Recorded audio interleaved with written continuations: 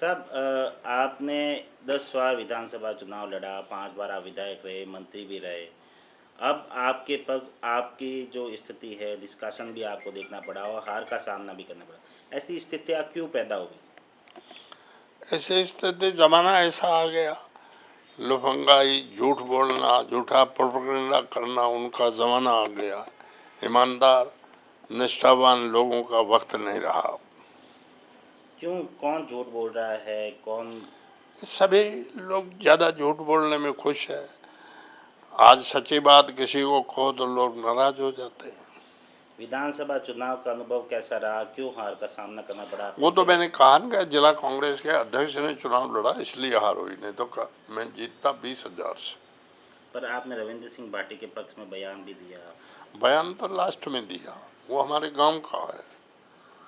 पर कहीं न कहीं जो आपने, क्योंकि जीत का मार्जिन रविंद्र सिंह भाटी का कम रहा है, आपने उनके पक्ष में बयान दे दिया तो उनको वोट ज़्यादा मिले। कई ज़्यादा नहीं मिले, थोड़े मिले, क्योंकि ज़्यादा तो जब मिलते, जब गांव में दौड़ते, हाथाजोड़ी करते, लोगों को समझाते तो ज़्यादा मिलते, जीत भी सकता था। मैंने तो 20 दिन विदेश में था, बाहर था चुनाव के वक्त। रविंद्र सिंह भाटी के बारे में आप क्या विचार रखते हैं? क्या आपको लगता है कि वो शिव का भविष्य है? वो अच्छा लड़का है, पढ़ा लिखा है, नौजवान है और साधारण परिवार से है, कोई पूंजीपतियों का नहीं है। उसका बाप एक 3rd ग्रेड मास्टर है।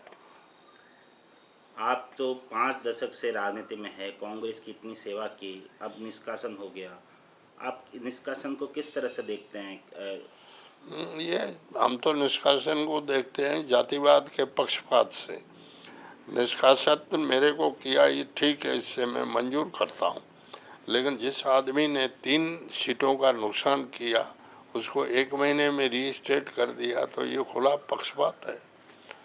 पक्षपात से किया मुझे निष्कासन। वो खुश हुए हैं कि हमारी सिफारिश के लिए गर्जें करेगा, मुझे अब कुछ नहीं करना है।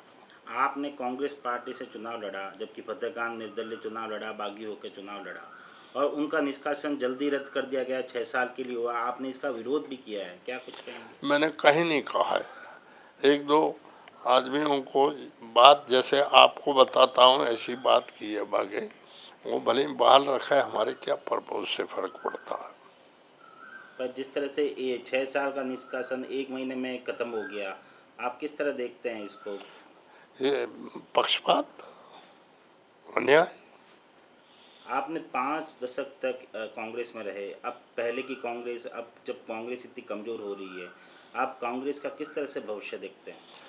कांग्रेस में जब तक अच्छे आदमी जिम्मेवार नहीं बनाएंगे तब तक कमजोरी रहेगी। अच्छे आदमी एक तो खत्म हो गए और 2-3 आदमी जैसे ममता बनर्जी है, जैसे गुलाम नबी आज़ाद है, जैसे आंध्र प्रदेश के भूतपूर्व मुख्यमंत्री है, ऐसे आदमियों को जब कांग्रेस पार्टी से बाहर कर दिया तो कांग्रेस के लिए घाटे का सौदा है।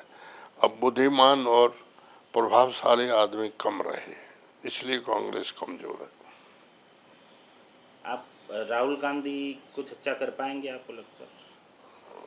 और साहब वो अकेला आदमी क्या कर लेगा, बड़ा मुश्किल का काम है। इंदिरा गांधी के समय की कांग्रेस भी आपने देखी है, अभी की कांग्रेस भी आपने देखी है। इंदिरा कितना अंतर देखते हैं? इंदिरा गांधी के ज़माने में आज के ज़माने में ज़मीन आसमान का अंतर है। किस तरह का अंतर देखते हैं? इंदिरा गांधी तो, इंदिरा गांधी के नाम से जो उम्मीदवार वोट मांगता था वो जीतता था। अब किसी नेता का नाम लेके आप जाओगे तो कोई वोट नहीं देता है। इंदिरा गांधी ने एक उदाहरण के तौर पे मैं कहूँ, एक घोड़ा बग्गी होती है, उसका धंधा करने वाला पाली जिले में बाली सीट से, क्या नाम था पता नहीं, अरे वो बाली आड़ो एमएलए की ना दो, बदीराम। अब्दुल अजीज नहीं था, मुसलमान था। अच्छा। मूलचंद डागा ने इंदिरा गांधी से लड़के उसको टिकट दिलाई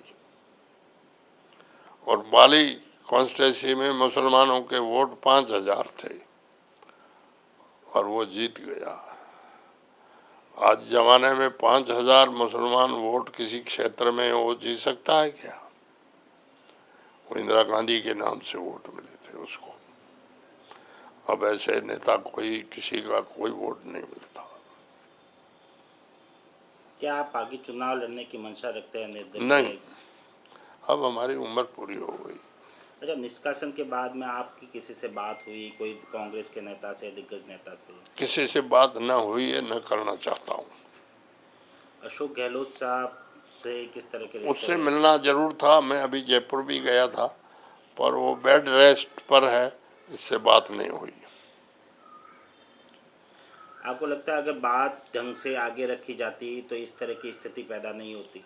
बिल्कुल सही बात है, अच्छे ढंग से अगर डील करते तो ऐसी स्थिति नहीं होती। लोकसभा चुनाव हुआ अभी, आप क्या लगता है रविंद्र सिंह भाटी का क्या हार का कारण रहा? क्योंकि आप बाड़मेर की राजनीति से भली भांति वाकिफ है। अरे हम तो कहते हैं वो तो नया आदमी था, एक अकेला आदमी था, 6 लाख वोट लाया, ये तो मैं उसकी जीत मानता हूँ। उसके साथ कौन था? कोई नहीं था। कहते रहेगा आप लोग मुसलमानों ने साथ नहीं दिया। नहीं, मुसलमानों को मामूली वोट उसको मिले हैं, 20% मुश्किल से।